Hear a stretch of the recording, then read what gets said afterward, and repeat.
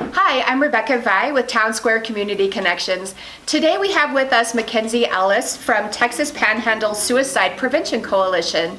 Thank you for joining us. No, thank you for having me. I appreciate it. I am really excited to talk to you today about your event that's happening September 11th and just the opportunity that you're providing and your team is providing for our community.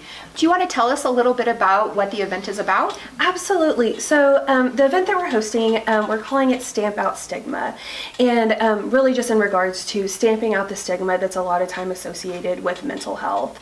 And so with this event, it's almost 3 events in one. Okay. So that morning, we're having a conference, and it's just an intimate time for people who have lost a loved one to suicide to come together and just connect. And so that's the first thing. And then we're going to transition into having a mental health awareness walk.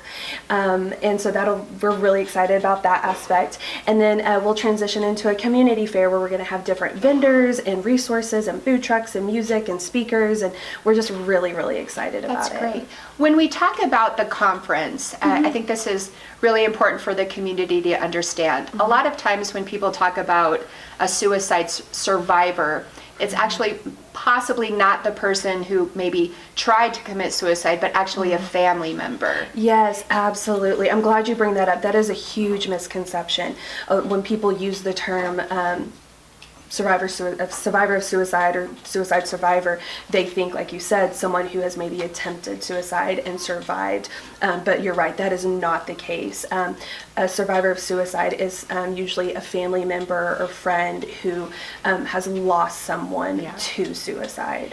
And it's super important for this conference, in my opinion, because oftentimes when you do lose someone to suicide, it feels very shameful and you don't have a lot of people to talk about. So this is a time for people to get together and be able to mourn in a prideful way. Yes, absolutely. Grief is already a very, complicated thing to go through, but grief due to suicide is that much more complex. And so we really just want to bring those people together, again, to hopefully take away some of that shame.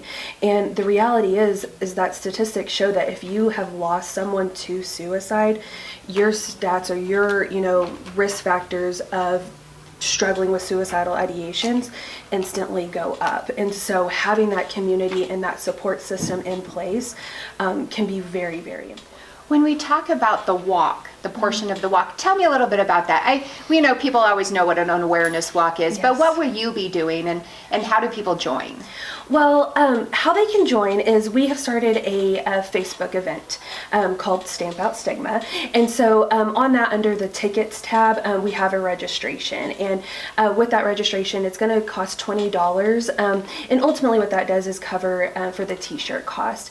But we're really excited because with this event, we're partnering with so many different agencies and organizations in the community. And one of our partners is going to help just do some different activities along the walk with some mental health awareness type stuff, but then also just having that time to maybe honor even the people that they have lost to suicide. And I think the other thing that's super powerful about it is, like we said, there's so much shame attached to suicide, and stamping out that stigma with mental health, we really just want people to come together as a community and recognize that they're not alone. Because the reality is 1 in 5 people struggle with some type of mental health diagnosis. Yeah. And suicide is the second leading cause of death for ages 10 to 34. That's amazing to me. That's just a crazy number, and if we can bring awareness to that, the opportunities to lessen that is tremendous. And I know in Amarillo, it's a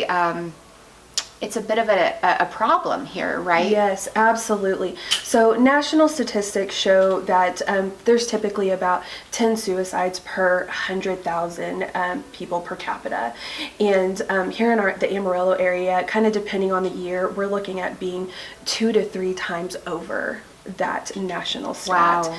And I just don't think that that's okay. And I think it just goes to show how many people are struggling alone. And so that's why we want to have this community event and bringing people together to say, hey, me too.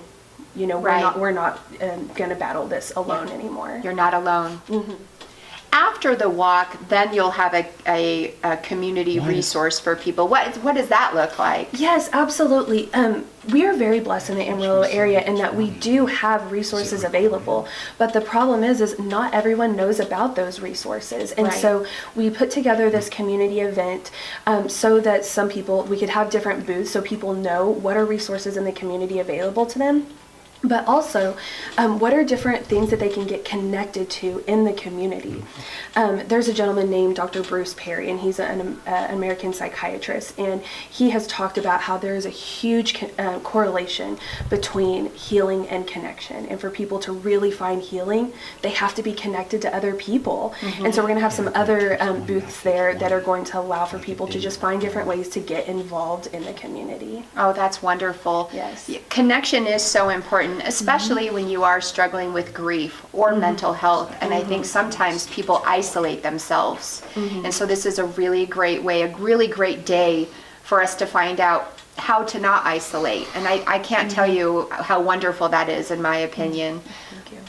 So it's September 11th, correct? Yes. Do you want to just give some more information, what time it starts, and then again Absolutely. repeat for us how we can sign up for it? Yes, absolutely.